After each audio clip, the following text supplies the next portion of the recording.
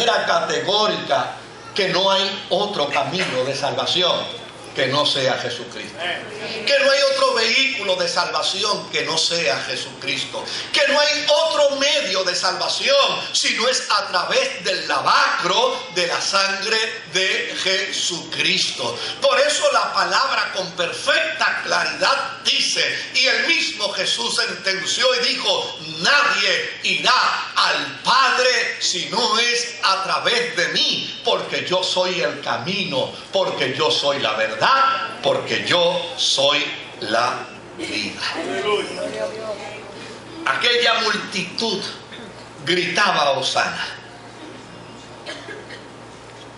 Y desde luego la intención de Marcos no es solamente hacer de aquella multitud un testimonio solo de Israel. La intención de Marcos es hacer de aquella multitud una representación total del mundo. Porque a fin de cuentas, si Israel sufría decadencia religiosa, los pueblos también vivían en la misma oscuridad. Si Israel vivía en experiencias de injusticia, los pueblos también vivían experiencias de injusticia.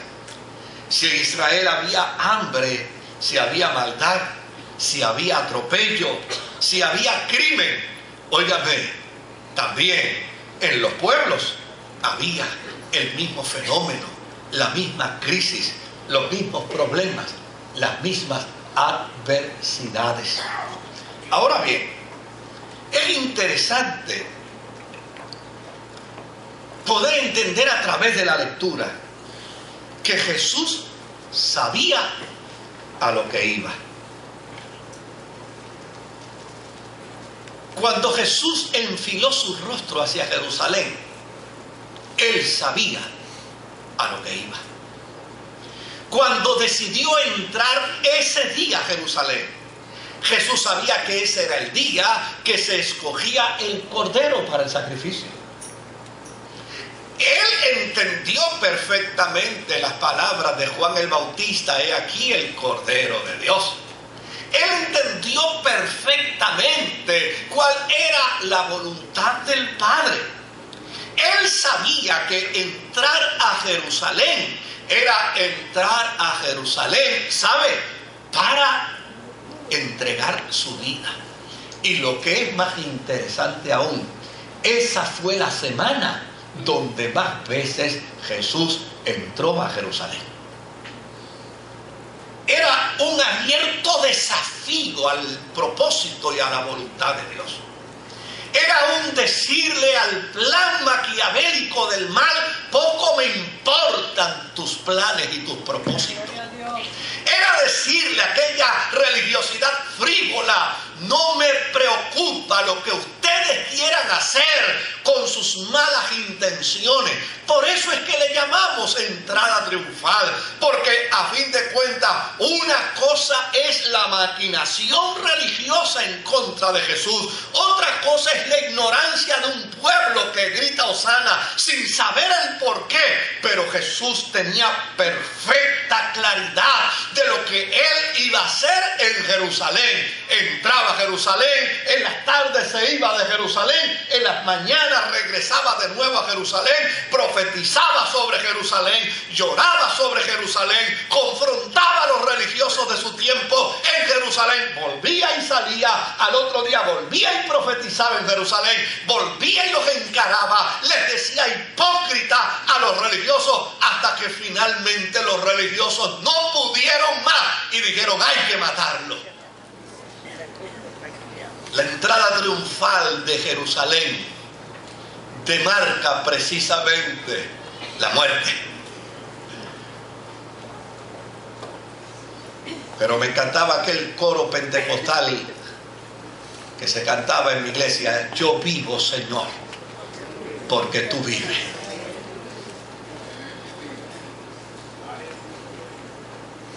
Y esa teología sencilla de afirmar que la muerte de Jesucristo es la mejor experiencia de vida que hombre alguno puede experimentar sobre la faz de la tierra.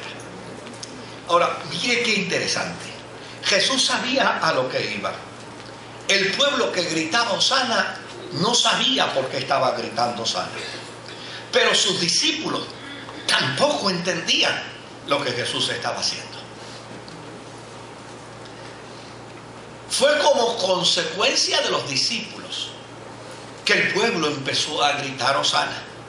Fue como consecuencia de la acción de los discípulos que empezaron a desarrollar la bulla, empezaron a desarrollar el grito, que entonces la gente se contagió. Pero aun cuando el pueblo no sabía, era necesario que una voz al unísono se levantara y representara a toda la humanidad gritando: ven a salvarnos, ven a salvarnos. Cuando aquella gente gritaba Hosana, el que iba montado en el burrito tenía perfecta claridad de que en el alma y en la interioridad de aquella gente había profunda insatisfacción religiosa, había profunda insatisfacción política, había profunda insatisfacción económica, había profunda insatisfacción social, había profunda insatisfacción en todas las áreas de la vida, porque a fin de cuentas el único que satisface es Jesucristo. Para Israel, el Hosana era la aceptación de su fracaso. Ellos probablemente no sabían lo que estaban gritando.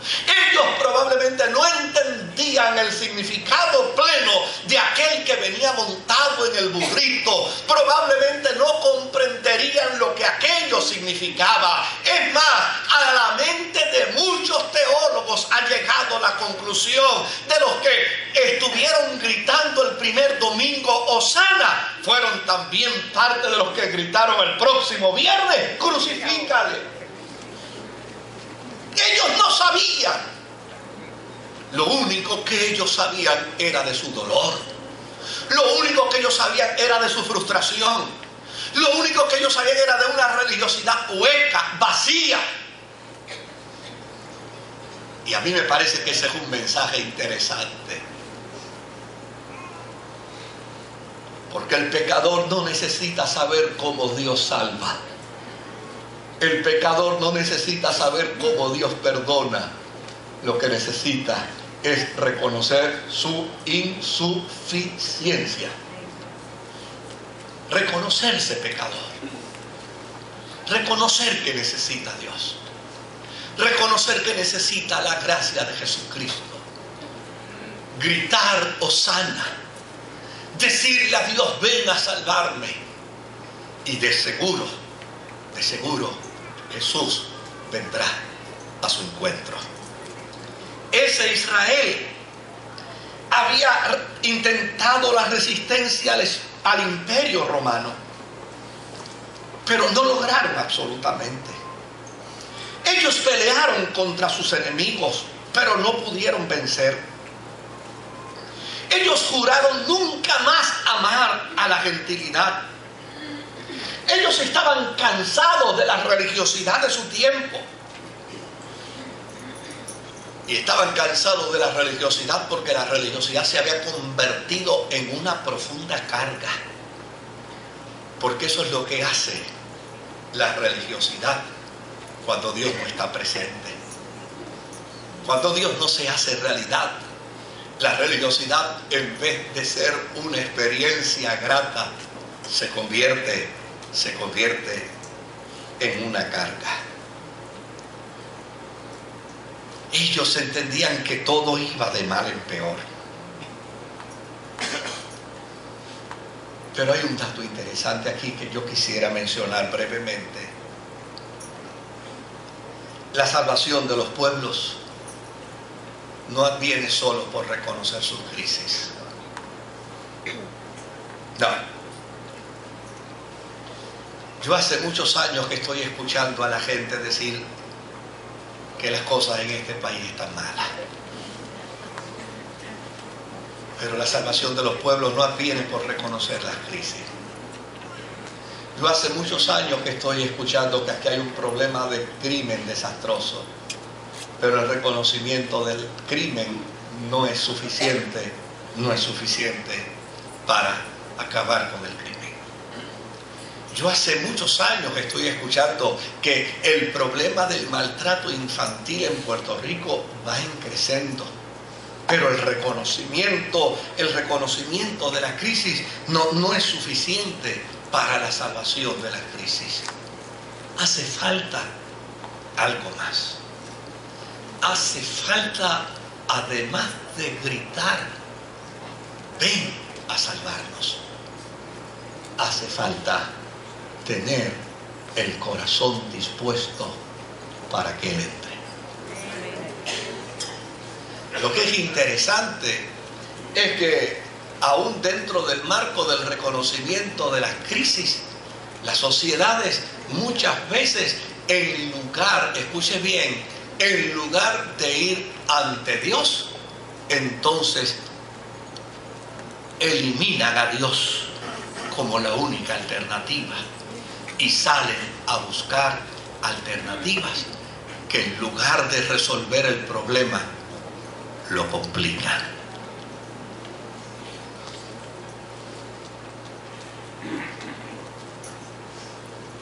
Jesús enfiló su rostro hacia Jerusalén, sabiendo lo que esto implicaría. E inclusive su acción destaparía la llaga. Sus acciones por esa semana provocarían más odio contra Él.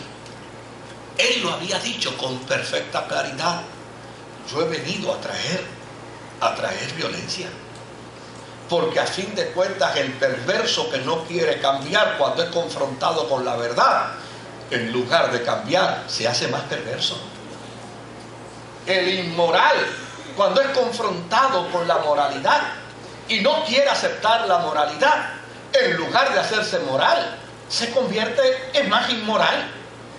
El mentiroso, cuando es confrontado con la verdad y no quiere cambiar, en lugar de cambiar, se vuelve más mentiroso y empieza a buscar más argumentos de mentira para sostenerse. Jesús sabía perfectamente todo ese gran dilema al que se enfrentaba. Jerusalén en aquel momento era Peyton Place. Jerusalén en aquel momento se convertiría en la caldera del infierno. Había una gente gritando: ven a salvarnos. Pero a fin de cuentas, el grito reconocía todo el defecto de la maquinaria social, pero no estaba dispuesto a una transformación. Y si hay hombre alguno hoy que quiere ser transformado y quiere ser cambiado, la Escritura dice con perfecta claridad que separado de Jesucristo nada se puede hacer. No hay salvación fuera de Jesucristo, no hay regeneración fuera de Jesucristo, no hay transformación fuera de Jesucristo, no hay novedad de vida fuera de Jesucristo. Esa fue una semana interesante para Jesús. Estaba en medio de los que no sabían nada, pero Él sabía a lo que iba. Y se dispuso a tocar la llaga de los religiosos, a exacerbar la ira, el odio, el coraje con la confrontación de la verdad.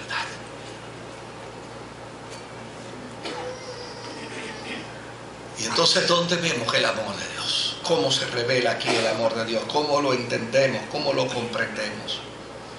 Mire qué interesante. Cuando Dios salvó a Nínive, Nínive era una ciudad perversa, era una ciudad mala, De hecho, por eso Jonás quería que se destruyera, porque veía en Nínive un potencial muy grande contra Israel, y entendía que si Nínive seguía existiendo como nación, con toda probabilidad un día atacaría a Israel y la destruiría. Y la destruiría con toda su mentalidad malsana y perversa. Y ante ello, Jonás decía: lo mejor, lo más que le conviene a Nínive es que Dios la destruya.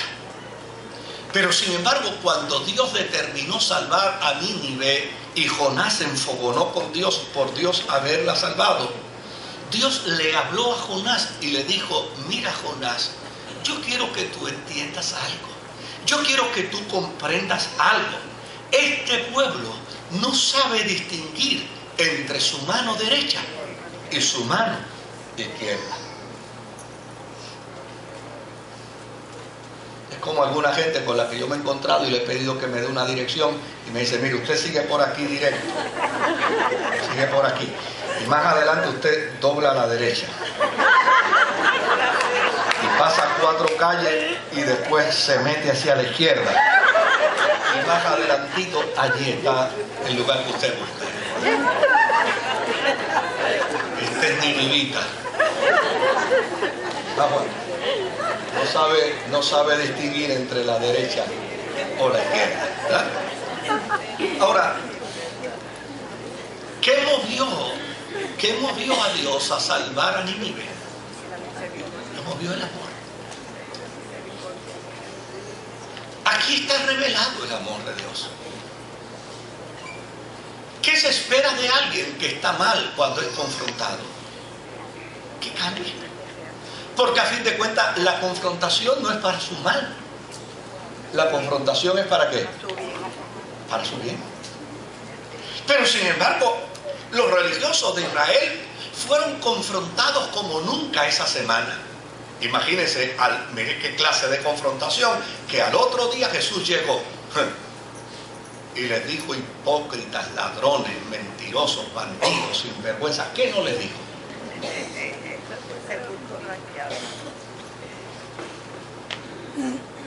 Pero era la confrontación que les invitaba al cambio. Al cambio. Pero en lugar de cambiar, dijeron: definitivamente hay que matarlo.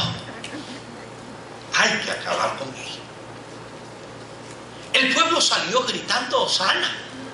Y en su grito de Hosana expresaban toda su angustia, todo su dolor. Pero no estaban dispuestos a reconocer que Él era la alternativa de paz. Porque a fin de cuentas ellos andaban buscando un Mesías que viniera a conquistar con violencia. Hay una expresión bíblica que yo creo que se ajusta muy bien aquí. A lo suyo vino. Yo creo que esa expresión tuvo que haber salido del alma del autor bíblico el día de la entrada de Jesús a Jerusalén. A lo suyo vino. ¿A qué vino? Vino a enseñarle a los religiosos la verdadera religión. Y vino a enseñarle al pueblo la verdadera paz. Y vino a enseñarle a la gente de su tierra el cumplimiento de su profecía. A lo suyo vino y los suyos no le recibieron. Él vino a revelarle, como dice el apóstol San Pablo, Él es la imagen misma del Dios invisible. Él vino sobre el pollino a revelarle a su propio pueblo quién era Él. Pero no le recibieron. ¿Dónde está la muestra del amor? La muestra del amor está en que aun cuando Él sabía a qué iba Jerusalén y sabía qué iba a suceder en Jerusalén, en lugar de negar el amor a la humanidad, la extendió porque así es como lo plantea el autor bíblico. A los suyos vino y los suyos no les recibieron, mas a los que les recibieron les dio la potestad de ser hechos hijos de Dios. La manifestación del amor está presentada en la entrada triunfal de Jesús a Jerusalén. Porque en lugar de Jesús hablar con el Padre y decir, ya tú ves, si estos son los nuestros, olvídate de los puertorriqueños. Si estos son los nuestros, olvídate de los dominicanos, olvídate de los cubanos. Pero él dijo, no, estos son los nuestros. Pero si no reciben la gracia que tú ofreces, entonces ofrezcámosla al mundo. Y el mundo reconocerá que tú me enviaste. El mundo reconocerá que yo soy tu hijo.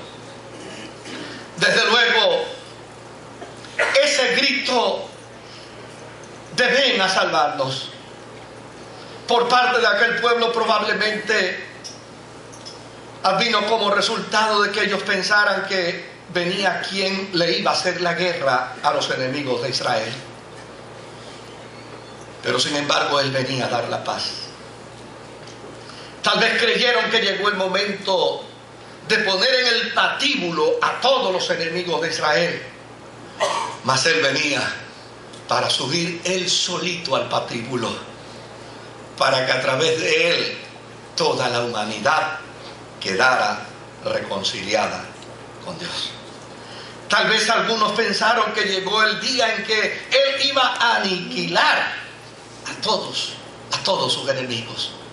Sin embargo, como consecuencia de aquella entrada a Jerusalén, el cielo había determinado que Jesús venía a entregar su vida por muchos, por los que lo mataron, por los que gritaron crucifícale, por aquellos a quienes se les había otorgado las profecías. Pero ahora también venía a entregar su vida por ti y por mí. Porque cuando él entró, los suyos no le recibieron. Pero en la cruz, él entonces amplió para decir que a todos los que le recibieron les dio la potestad de ser hechos hijos de Dios. Hace algún tiempo yo estoy trabajando con un panfleto, algún día saldrá, y conversando sobre de él con un autor de cuentos puertorriqueños, le hablaba en específico del interés que tenía para manejar la cuestión de Jesús en el Gólgota entre los dos ladrones. Y entonces, hablando con él, le decía, chico, y tengo un profundo interés de poder desarrollar una historia de los dos ladrones. Y él me dice, ¿cómo la desarrollaría? Le dije, pues fíjate, así a mansalva, yo buscaría crear un cuento de la historia de los dos ladrones desde que se criaron desde niños y se desarrollaron en su crecimiento infantil. Pero uno era samaritano y el otro era judío. Y me dice, ¿y a cuál colocarías como samaritano? Y le dije, al buen ladrón. Y entonces al otro, ese judío. Se echa a reír y me dice, si me das unos minutos, déjame buscar un bolígrafo. Y fue y buscó un bolígrafo y me dice, dame tu dirección. Y yo le di mi dirección. Me dice, hace un montón de años atrás el Señor te resolvió el problema, porque yo escribí un cuento precisamente de los dos ladrones, y justamente así como tú estás diciendo, yo los identifiqué. al ladrón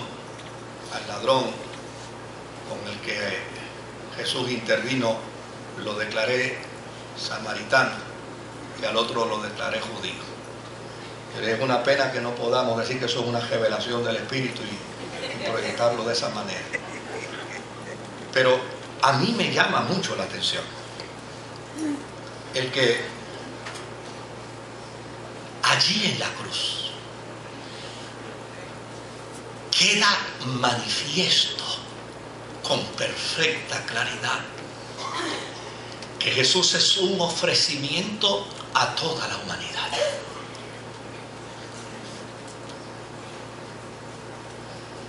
Es una oferta para todos los hombres y para todas las mujeres. Jesús es una oferta para el pecador de gran escala y para el amateus. Jesús es una oferta para el que se siente perverso y malo, como para el que se siente honrado y bueno. Es una oferta para todos. Jesús es una oferta para todo hombre y para toda mujer. Pero es una oferta que requiere y exige algo más que un grito de ven a salvarme.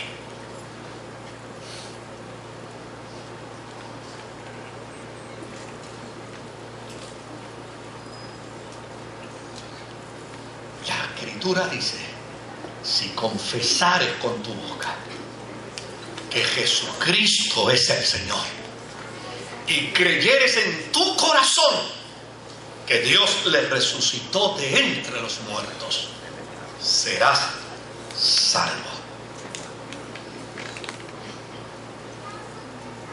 Jesús no es meramente una oferta establecida para la humanidad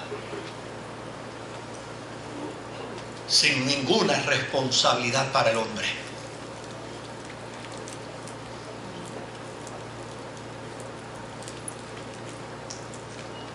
Alguien me preguntó el día pasado, yo conversaba con un músico, y excelente músico, y me dice: Moisés, tú nunca has tocado en fiestas y en bodas. Y le dije: mira, una vez lo hice, pero a mitad de la fiesta me excusé y guardé la guitarra y me fui.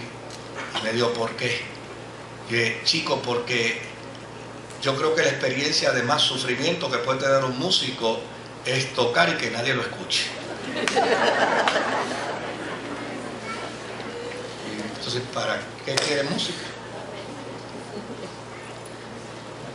Yo estaba una vez en España, había un deambulante con una guitarra deshecha y estaba ofreciendo un concierto con aquella guitarra, que cuando yo lo escuché crucé la calle, me acerqué donde él estaba y me quedé maravillado de aquella ejecución de aquella guitarra. Era como si hubieran 4 guitarristas a la misma vez. Yo miraba aquellas cuerdas viejas, aquel instrumento viejo, raído, con golpes, con rayaduras, con huecos, pero él tocaba aquella guitarra con tanta pasión. De momento paró de tocar y dijo: todos lárguense de aquí, todos se van de aquí. Cuando yo lo vi en esa posición tan agresiva, yo entonces opté por irme, pero entonces él me dijo: hey, usted no se va, usted no se va. Yo me dice: sí, usted no se va, usted se queda, pero todos los demás se largan, lárguense de aquí, no voy a tocar para ustedes. Así que yo me quedé frente a él y él empezó de nuevo a tocar aquella pieza musical magistral. Y cuando terminó de tocarla, me dijo: yo no toco para que la gente hable. Yo no toco para entretener a nadie. Cuando yo toco, miro a los ojos de la gente y sé si ellos están disfrutando mi música o no. Y yo no toco para otra cosa. No me tiene que dar nada, no me dé nada. Yo no necesito nada. Yo regalo mi música